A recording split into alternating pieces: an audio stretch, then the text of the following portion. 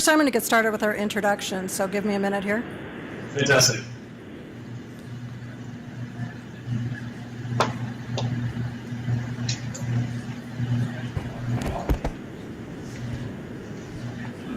Good afternoon. My name is Sally Cohen. I own eGrowth Marketing, and I have the very distinct honor and privilege of working for the CRE Summit and with Barry and Jerry. And we were just laughing because Barry has used 2 of his 100 ideas.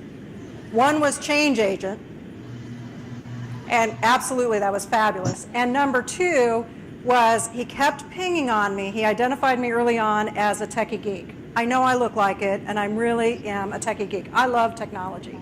I absolutely think that selling on the internet is the hardest sale you can possibly make, so of course I own an e-commerce store. Because if it's hard and it looks hard and it is hard, I'm there. I like cutting edge technology. So with that, Barry said, you've got to understand that commercial real estate people love the idea of cutting edge technology, but they don't want to necessarily share their information. They also love cutting edge technology, but they're not really accepting of all of these new kinds of things that are entering the industry. People in the industry love technology when it comes to their phones and connecting on LinkedIn or games or the 10 screens for watching a football game. But when it comes to the industry, acceptance has been a little bit different. So that brought us to researching, and that made me go out there and say, okay, what is in the Omaha market? And there are some fabulous people in technology in the Omaha market, but not necessarily experts in relations to this industry. So I started reaching out on the internet, doing the homework that I do, and came up with Pierce. And Pierce is in San Francisco. He's on with us in Skype. And we have microphones around the room. Sarah in the red jacket is going to be taking any kind of questions. So you know how the session is working. Pierce is in San Francisco. He can hear us, but he can't see us. So he's going to be looking at Sarah and I, hypothetically, to be his eyes and ears for the room, to be getting questions asked and answered, etc. And he does accept questions anywhere during the presentation that you want to ask. So how I came to meet Pierce virtually is I went out and I do what I do well, and I started getting him on LinkedIn, and then I went to the CBRE site that where his workplace is, and I contacted him through there. I started calling him. I hit him up on LinkedIn. I found out his email, and he got back to me. It's true. He got back to me and he said, okay, I run the CRE Tech Intersect. What are you talking about the CRE Summit? So we connected, and then we started having great conversations, and he obviously agreed to be with us virtually. We offered a plane ticket, just so everybody knows that Jerry did. We offered him a plane ticket. He wasn't able to be with us, so here we are on Skype. If there's anything that else you want to know from there, I'm going to turn it over to Pierce. Thank you, Sally. Can everyone hear me? Can I get a yes? Yes. No? Yes. Awesome. So really excited to be here. Unfortunately, I couldn't be there in person, but I'm very excited to talk to you today about commercial real estate-oriented technologies, which has been a passion area of mine. Just wanted to take note of the URL on the screen. This will be your last chance to fill that out. I am looking at the list right now, and it is very helpful. I think you're seeing me on the screen in the bottom right, so the presentation is up there. This is how it'll be for the most of the presentation, and then we will jump into questions, and I'll be able to take up more of the screen and talk to you directly. So, getting started. Wanted to introduce myself, give you a sense as to why I am on the screen with you, and what hopefully I'll be able to help you with today. Again, my name is Pierce. I'm based here in San Francisco. I'm originally from the Southeast. Grew up in a small town called Winter Park in Orlando. Moved out to San Francisco about 4 years ago. Currently work full-time for CBRE. I work in our corporate outsourcing business. What that means is we develop multi-service line solutions for large corporate clients. I'm oftentimes working with Fortune 500 clients to help them determine what their facilities management, project management, and transaction management related functions could be doing more efficiently, and how CBRE, as the world's largest service provider, can do that in a way to help them. What I'm here today, though, to talk to you about is something that I do in my nights and weekends, which is CRE Tech. We started this in 2013 as a summit to be able to bring together commercial real estate-oriented technology professionals. It's become the leading symposium on the topic, and I'm going to talk to you a little bit more about that journey later. But just to give you a sense, we've been doing it, as I said, since 2013, and we brought together probably about 75 commercial real estate technology companies, and it's given me a view of what's happening in the industry in a way that I think a lot of people can benefit from. Just so you know, kind of personally, I'm a millennial. I've had the benefit of seeing kind of two different worlds. So on one side, I've worked exclusively in the commercial real estate business. So I've been able to see transactions and due diligence underwriting, and I was a researcher. I saw a researcher in the room, and currently doing corporate outsourcing. So I've seen a lot of different parts of the commercial real estate business, but I've also, growing up in the industry, seen a lot of areas where there are there's massive opportunities for improvement. So Sally referenced this. I mean, we see technology invading our lives on a daily basis, and yet it doesn't translate over to the commercial real estate space. But what we've seen in the past 36 months has been a new wave of innovation. And so that's what I'm going to dive into. So first off, to give you a sense as to what I'm working with here, this is what I understand the room looks like. Hopefully there are a few more people in the room than what was originally given to me as an image, but I am flying blind. So if you have questions, please interrupt. I have been told I can talk quickly, so I'm going to try and slow down, but if you have any questions, if you want me to elaborate on any topics, please just shout out, all right? Now, Sally is a point of resource for anyone who has questions. Raise your hand, or you can just yell, because the mics are on, Sally, right? Correct. Okay, so if you could indicate, please, are you listening? Just say yes. Yes. Yes. All right, awesome. Let's get started. So what we're looking at here is the intersection of two different worlds: technology and commercial real estate. As I said, my experience has been pretty diverse within the commercial real estate space.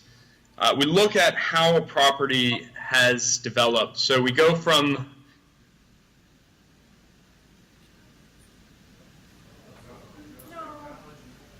Pierce. building. Yes. Okay, go back. There you go. We gotcha. Okay. Okay. Are you looking at a slide of manage, govern, plan, transact? Correct. Awesome. Okay, so this is the property life cycle. And we all work in different silos. Some of us cover multiple silos. I saw there are a number of developers in the room, so you obviously know this very well. There are technology systems that support every stage of this. One of the things I've tried to do is summarize what those technology systems look like. Some of these may be familiar, others may not. Ultimately, what my biggest takeaway in getting these on screen was that a lot of these are old systems. They were created alongside the creation and prominence of mainstream computing and the internet as we know it, and probably about 10 years old, 15 years old, a lot of cases. The innovation that has happened with a lot of these systems has been relatively minimal. I think the general consensus is that we're in a lagging industry. And so this is where we're coming from. What I want to focus on the rest of our presentation is kind of where we're going. So I believe that we are seeing a new wave of innovation, and we're going to focus on what that looks like and the trends and the companies associated with that. But before we get there, I want to talk to you about 3 factors that have led to where we are today. The first is macro trends, the The second is external investment. And the third is shifting demographic. So we have seen macro trends change the way that we live in a pretty dramatic way. Things like mobility, cloud computing, social media, big data, and analytics affecting just about everything that we do for those that are millennials. And then I think generally, everyone in the room likely has a cell phone. It's changed the way that we do business. Cloud computing, I think a lot of us are starting to use, and this is probably one of the more commonly used technologies within the commercial real estate space, is things like Dropbox or Box.net, allowing you to share files remotely. When you're researching a prospect, much like Sally, you look at LinkedIn and leveraging social media. So there are these macro trends that are allowing us to do more than we previously did. But what a lot of people aren't looking at is the fact that these technologies are being combined in unique ways to enable new technology trends. One great quote from a summit I was speaking at in Arizona for CBRE's largest clients was, this was from another presenter, but it was that all great ideas are the combination of previous ideas. And so just think about how we're combining some components of this to create new ideas. This is something we're going to come back to. With regard to external investment, we have seen over $180 million invested within the commercial real estate technology space. These are companies that are exclusively focused on changing the business of commercial real estate. The companies are incredibly diverse, but what's more interesting is the diversity among the investor base. We are seeing institutional venture cap. I think it's timing out. We are seeing large operators. Is everyone seeing the table that's up there? I know I heard we're timing out, so I want to make sure that we are. Well, I got it back. Awesome. So take note of a couple unique names up there. So names up there, names like Google, Google Capital, and then large owners like Silverstein. There are companies even outside of the U.S. like RenRen that are investing in companies that they believe have significant potential to change the industry. The takeaway from this slide is there are a lot of very smart people with big wallets who believe that the industry of commercial real estate is changing or has the potential to change, and that there are companies that are driving that change.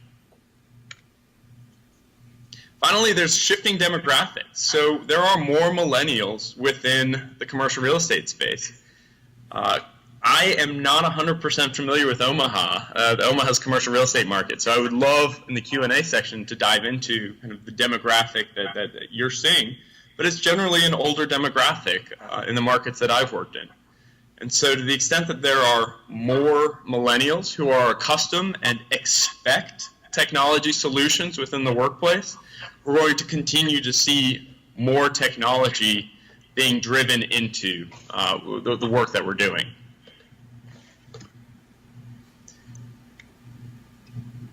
So these three factors have led to a massive amount of innovation. The logos that you're looking at on the screen are a number of commercial real estate-oriented technology companies. What I realized in 2013 was that there wasn't a really great place for people to come together to talk about this. And so we started CRE Tech Intersect. We started in San Francisco, bringing together the technology groups and commercial real estate professionals. We decided after that we should do it again, we should do it semi-annually, and we should do it in New York. So we brought it to New York and became a biannual, bi-coastal symposium. You're looking at pictures from our New York event. The momentum was fantastic. We had about 30 groups at that last event, the event in New York. So we brought it to San Francisco again in 2014. It's a fantastic event, had about 30 groups. And then finally, the last event was in New York, and we had about 52 groups. I'm going to give you a little sneak peek into what that looked like, and it's a really quick video. So you're walking through, we have a vacant view space, and there are tables surrounding the perimeter, and each company is represented, and they're all talking about what they're doing, and it gives you as a commercial real estate owner, developer, researcher, or student the opportunity to learn about what they're doing. So stepping back, before New York, we created something called a report. So one of the challenges within the industry is that there's no really great place to learn about new technologies. And so we feel fortunate to have everyone in the same room, but there's not really a great place to learn outside of that. And so we created something called the CRE Tech State of the Market Report. Now, this resource guide is available on the internet. It's on our website for free. And what it does is create one-page bios on all of the participating companies. And so after we're done, I'll share the URL, but it's a resource that you can be able to use to better understand what technology companies are in the commercial real estate space. And that's free. This is all free, and this is a passion project I do on my nights and weekends that is completely, it's a break-even event. I'm not profiting off of this. This is just something that we as a community of commercial real estate-oriented professionals that recognize the potential for technology have gotten behind, to the point where now that we've got regional groups reaching out that want to have their own events.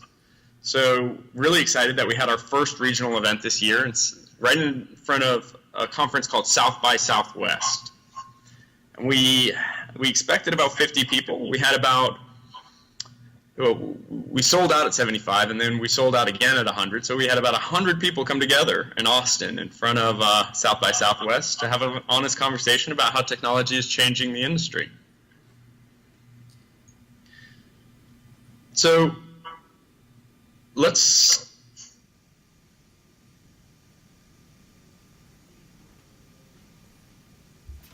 in front of us right now are a list of groupings that I've put these companies in that summarize kind of the new way to accomplish things. So there are new ways to underwrite properties. There are new ways to source data. There are new ways to connect with other professionals. There are new ways to market space online. These companies are trying to innovate in an industry that, as you're aware, has not seen the type of innovation other industries have. So what I want to do now is dive into some of these trends. Are there any questions before we jump in?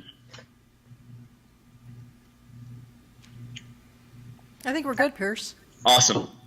So there are a few trends that I'm particularly excited about. So let's back up. So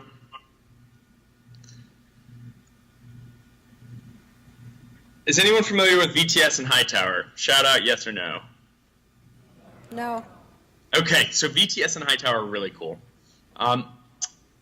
Backing up to what I was referencing earlier with regard to different ideas coming together, these companies are working to help owners of real estate and their respective landlord brokers to connect and work more efficiently. So traditionally, a landlord will work through a pretty static process to understand what's happening from a leasing perspective. They'll talk to their broker. They'll have weekly or monthly, they'll have meetings with their broker. They'll receive PDF reports. But what we have now is a system or platform that VTS and Hightower have built that allow you to function in a more dynamic process. So a broker will have their mobile phone, and they will actually log when they've toured someone in the space. If someone has submitted an offer, they'll log that in the app, and they'll actually be able to link the offer to the file. So you're using cloud storage. You're using big data because it's tracking all of these analytics, and all of this information is being centralized and then reported to the owner in a dashboard. So what the landlord sees is a pipeline of what's been going on at their property, and it gives them the ability to make data-driven decisions. That means you know if you're putting X amount of dollars into marketing one of your spaces versus another, you get to see whether that return on investment is actually happening. So it's a really great example of different technology trends that have been around that have come together to create and enable a new technology. I'm going to jump out for 1 second. We're going to jump right back here. So these are 2 pages out of the State of the Market report. This is what each one looks like. This is VTS, this is Hightower. This is what the platform looks like. So you're actually looking at reports on your building, and it gives landlords a better way to manage their properties. So it's collaborative data management. Any questions about this before I move on to the next trend? I think you're good. Awesome. So Internet of Things. This is going to be massive, and right now there are relatively few players. Sensors are becoming increasingly prevalent within our society. Did anyone get the Apple Watch today or last night when it was released? Sally, any hands? No. Okay. But you have one, right? You're the 35,000? I did get one. I'm really excited about it, and I can be completely honest in that it was probably not the most prudent financial decision. But regardless, being in San Francisco, you're kind of expected to look at these things. And ultimately, I do believe that these technologies present enormous potential for our industry. And so one of the things I want to do is try and better understand how that could impact things. So. Oh, dang it. Lost you again, Pierce. Sorry. You there? Now we're back. Fantastic. So company like Robin, what they're doing is trying to use near-field communication, which is this chip inside your phone that allows you to connect with different sensors within your environment. And the idea is, if you were to walk into your conference room should be able to recognize who you are and be able to help you be able to set up an agenda, be able to tell other people within your office that you're in a conference room, and ultimately explore a wide range of options. So what's cool is near-field communication extends beyond the phone. So if I were to have a watch that knew where I was in the office, recognizing its slightly big brother, the potential to drive efficiencies could be significant. MotionLoft is a company that actually tracks movement. So say you're a retailer, you put this out and you can be able to, or put this sensor, it's essentially a small camera box that you place on your window, and you track the number of people passing your store. It can also be able to profile certain types. I'm not saying it does demographic profiling at this point, but it does recognize a car versus a person. And it gives you dashboard analytics. Some interesting things to be aware of in the IoT space, and this is a phrase that a lot of people use. If you hear IoT, it's Internet of Things. There are nearly 9 billion connected devices that are available this year. And think about how many more as these things like the Apple Watch become more available. IoT typically is working off of a wide range of sensors, but have been further enabled by things like near-field communication and Bluetooth Low Energy. So this is a type of near-field communication. And a lot of you have Bluetooth. I know a lot of us turn Bluetooth off on our phone because of the battery drain, but there is a new form that's actually using less energy. A lot of you reference that you're owners or developers of properties. One of the things I think we all want is more efficient building. We want to use less energy. We want it to orient better around our needs. One of the challenges is that traditionally building management systems, or BMS systems, have been poorly suited to embrace these new sensors. They're not very connected. This is changing with new properties, and we're seeing companies like building robotics build in pieces of hardware that actually layer on top of your existing building management system that allow you to better understand what's happening at your property and then adjust what's happening at your property to be more efficient. So building robotics is building a suite of products, one of which is called Comfy, that allows you to manage the HVAC in the building as a user. So if I'm sitting at my desk and I think it's too hot, I will input that into the app, and others in the office can do that. And there's an algorithm that can ensure that the building is maintained, or the building temperature is maintained in a way that allows for instant feedback from the users. It's really cool stuff, and I feel like we're just scratching the surface. But this is an area that you should become increasingly aware of. Any questions about this before we move on? We're good, Pierce. Keep going. Awesome. Crowdfunding. Who's heard of crowdfunding? Hands up. Yes.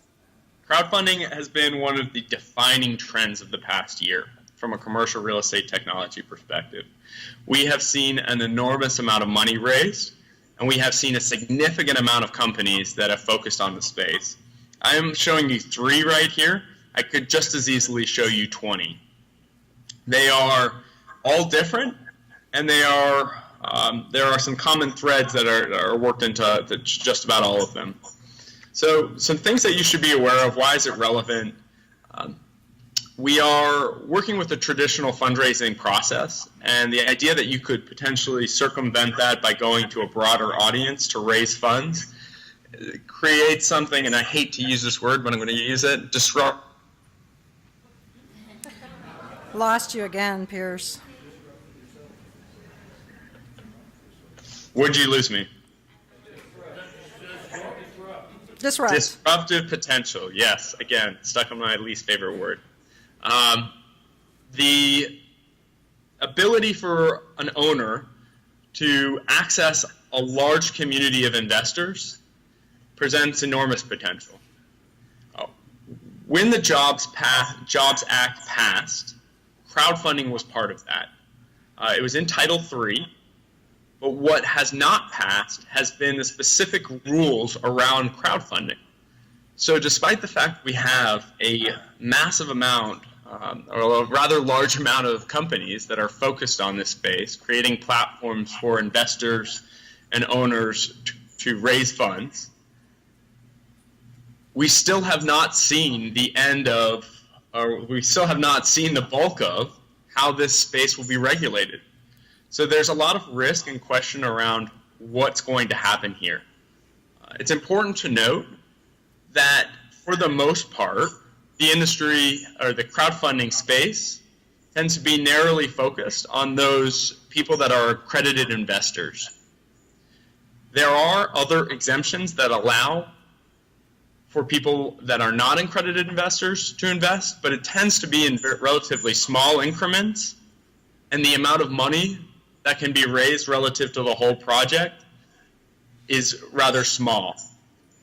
These contributing factors have resulted in a conclusion on some of the large service providers, that the potential impact is not as significant right now, but could be down the line depending on how these rules play out.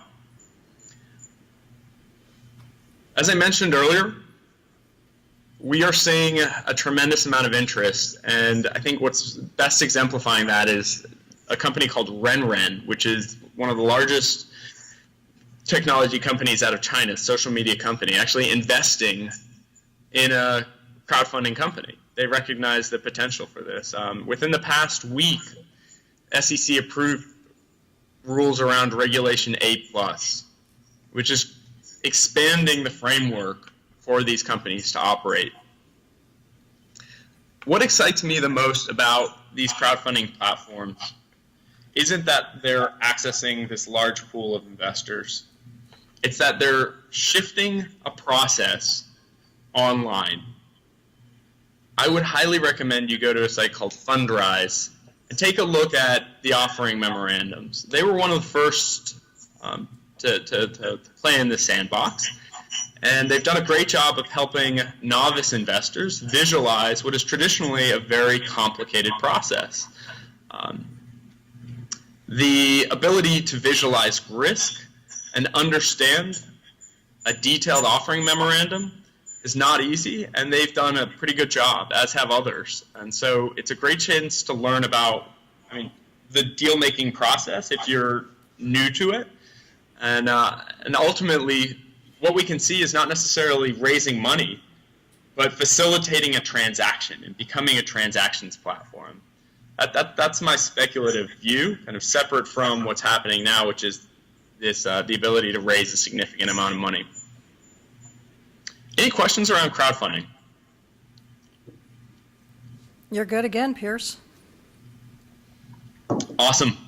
So probably the biggest trend that I've seen in 2015 and the end of 2014 is space visualization. So what does this mean? How many of you have a Facebook account or know someone with a Facebook account? Really? Okay, who doesn't have a Facebook account? Oh, there's hands. All right, Okay. cool. Well, I'm guessing most of you know of a guy, Mark Zuckerberg. He's the founder of Facebook.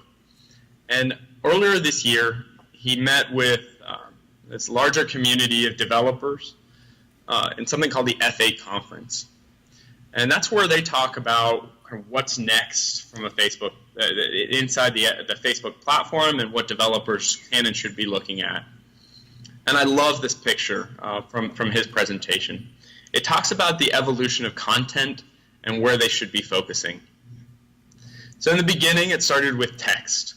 When you posted your Facebook update, it was something like, wow, Italy is so beautiful. And so then your network was aware. You were in Italy, apparently it was beautiful. The next came photos, and so the ability to help see what was going on.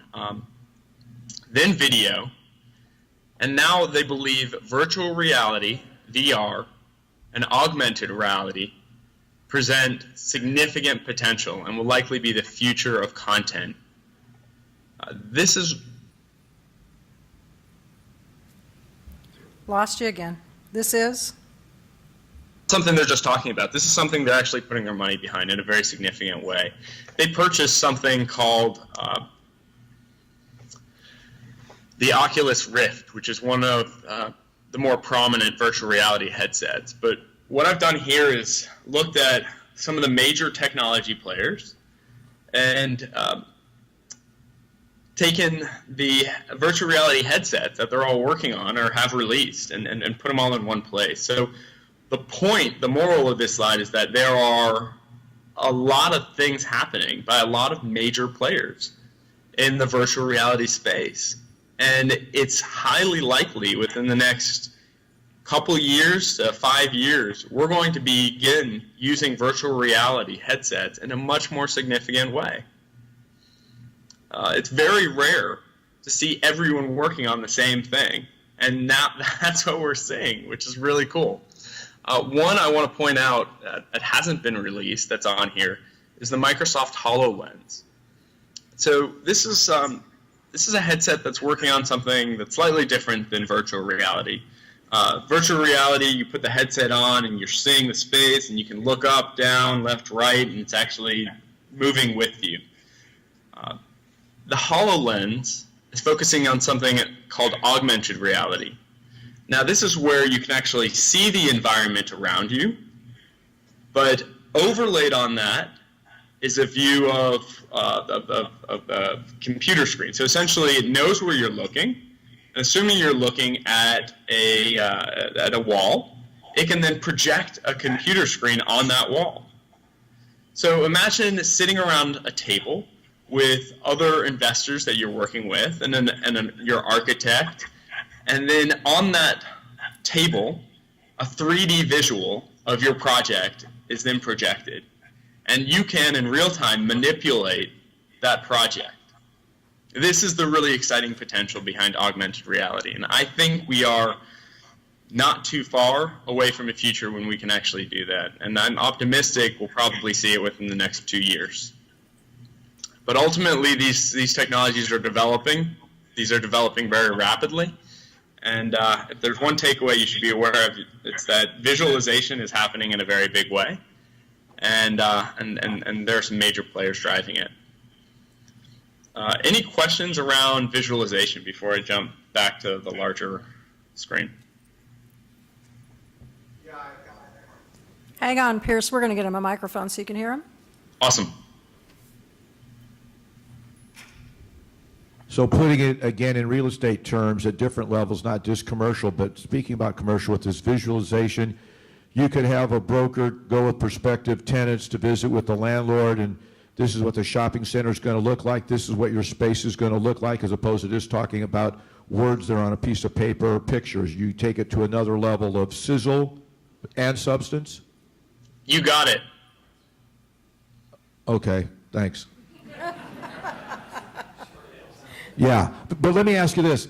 How soon is all this going to really be assimilated for human behavior? And there's going to be so much out there that you got to sift through it, because I'm pretty low tech in a high tech world. I'm old school trying to learn some of the new school. I think there's a lot of people that way, and I'm not ashamed to admit it. No, you are not alone. There are, and it is going to be a while before these are prevalent mainstream devices. As I said, I'm optimistic here in San Francisco we'll see it within the next 2.5 years, commercial applications. But we have the headsets. I mean, these exist today. Microsoft HoloLens will be coming out hopefully later this year. We don't know how great it's going to be. We don't know how effective it's going to be. But one thing I would recommend doing is going to the Microsoft website and just Googling the HoloLens, and you'll see the potential for it. It's just really exciting. Any other questions? Pierce, we're ready to move on. Awesome. Okay, so those were the trends that I wanted to focus on, but I wanted to give you kind of another big view of what's happening and then give you a chance to dive into any of these specifically. Take a look at this, write these down. We're going to come back to it. I'm going to give you a couple quick summary remarks. Actually, you know what? Let's hold off on that. Why don't we dive in now? What's on here that you guys Lost you, Pierce?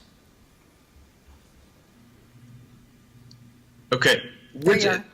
Are there any of these trends or any of these areas that I didn't cover that you want to dive into? Sustainability. Sustainability. Great. So only two that I put in here. There are a lot of really cool things happening outside of kind of the emerging technology space, but two that I focused on, two that have come and been a part of the event, include Wired Score and Easy Build. Wired Score is actually a rating system to help you look at how well connected the building is. So there are rating systems for, I mean, everyone's, for the most part, is familiar with LEED.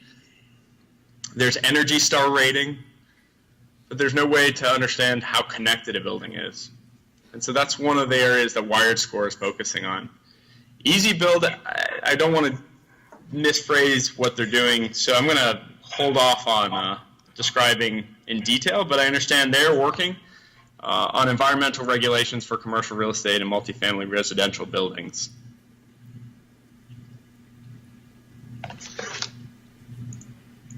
Are there other questions for Pierce?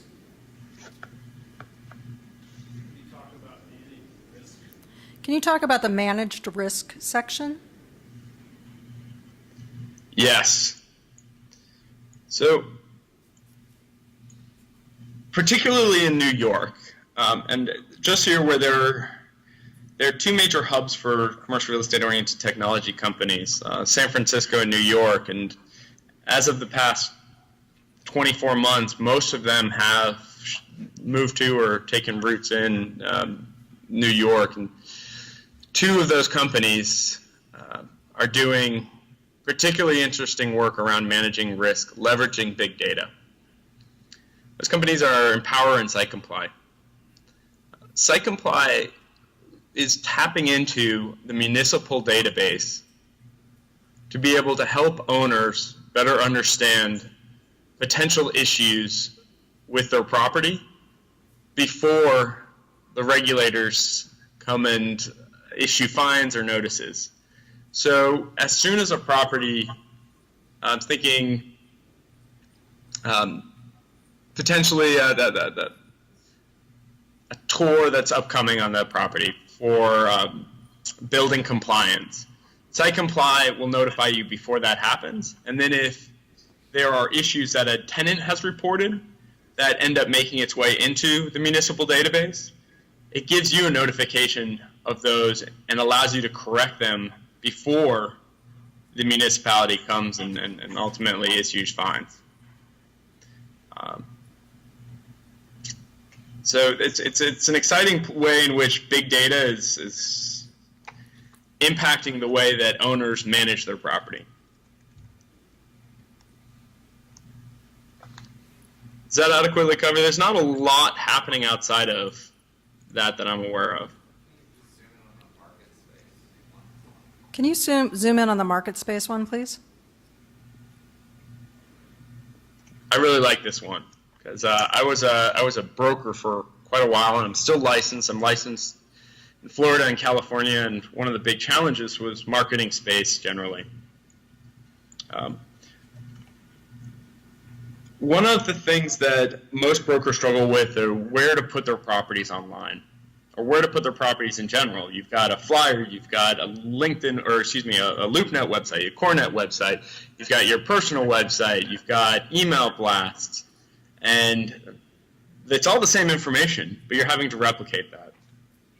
Property Capsule gives you the ability to actually put this in once and distribute it to multiple platforms. So it becomes a marketing platform for your property.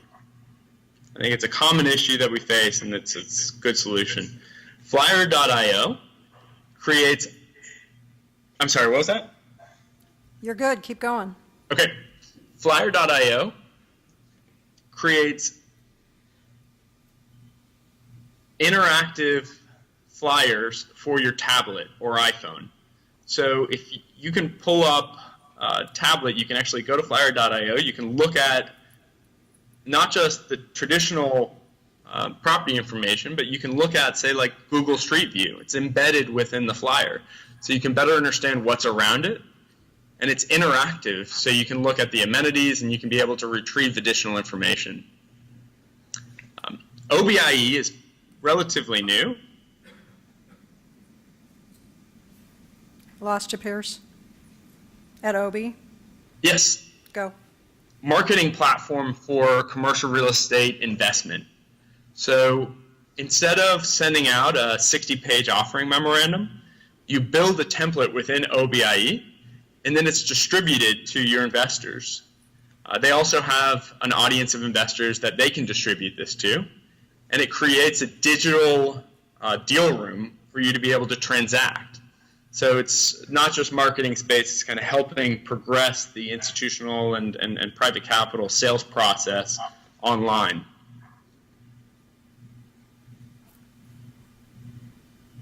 So that's marketing space, and there are more than just these. If you look at some of the companies that are helping to find and list space, a lot of these are working to help market space in new and compelling ways, and oftentimes trying to just improve the way in which that they're being marketed today. Other questions? Just back on that marketing space one, are you seeing a lot of companies that, I know it's temporarily kind of been put on hold, but the use of drones to market the space, or yes, for example? Drones can be really cool. And I love the idea of marketing, and I have seen specifically residential properties being marketed using drones. The challenge with drones is that the FAA is not 100% on board. There tends to be a a lot of issues when flying a drone within a highly dense area. So you have to get FAA approval, and oftentimes you have to have a certified pilot. I think it is going to become more prevalent as we become more comfortable with drones. But right now, there are some property marketing groups. One in particular, VTS actually does video, and they've got really fabulous video, smooth video of high-end commercial spaces, and they looked at drones. And unfortunately, because of the regulation, they decided not to get into that space. So the answer is it exists. It's just not very prevalent due to the regulations around it. Another question? A question I've heard, I don't know if it's the case, CBRE doesn't allow marketing with drones. The corporate policy is that we tend to not use it. Right now I'm speaking on behalf of CRE Tech, so I don't want to speak exclusively on CBRE, but I think that is the case. Is there a reason?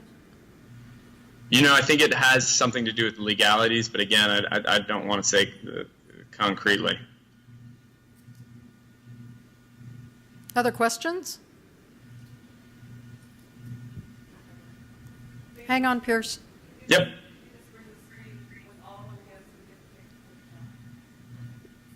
Pierce, where is the URL to find this screen? Because people are taking pictures of the screen, and I do believe you have it online.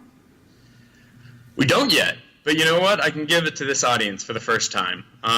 We can send out this out as a PDF. If you get it to me, I will get it to Amy, and we'll get it out to everybody in attendance. Awesome. So you guys are the first ones getting this. I'm going to put it out in advance of our San Francisco event. We're likely going to add some more logos, but I'm happy to share with this group. Awesome. All right. So everybody said awesome, Pierce. Thank you. Awesome. And I want to thank you, Pierce, because it is very difficult. He is talking to a white wall. Yes. Right? So it's been very, very informative. So Pierce, give us one last thought. So we got the glasses. So the final thoughts is that this is broad. I mean, this is broad in scale. We're looking at the potential for every part of our business to change. We need to be very conscious of the fact that we are in an upcycle, and this has enabled a lot of owners and investors to be able to put a lot of money into these new ideas. And so we've seen a surge of new companies. We're going to continue to see a surge of new companies, and it's possible and very likely that not all of these companies are going to make it through the cycle. So just be cognizant of that when working with new companies. I think everyone should try and cultivate and capture innovation, but be cognizant of the fact that these companies need to have a really strong foundation to be able to make it to the next cycle. And then finally, I think a lot of commercial real estate professionals who have been in the market for a very long time question whether or not these technologies are going to be displacing jobs in the same way that they did in the travel agency. I do not believe that's the case. I think that it's going to redefine the role of a commercial real estate professional, and it's not going to replace them. That's pretty much all I had. And Pierce, you will share with us your next couple of dates, and we will get those out to everybody in the CRE Summit in this area as well. So we'll cross-market your next symposium. And I see it on the screens there, so we'll get that out as well. All right. Well, it's been a pleasure speaking with you. I hope you learned something.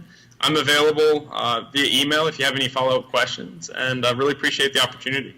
Pierce, you want to stay online just a second in case anybody wants to come up and ask a question? Thank you. Of course. Thank you, everybody.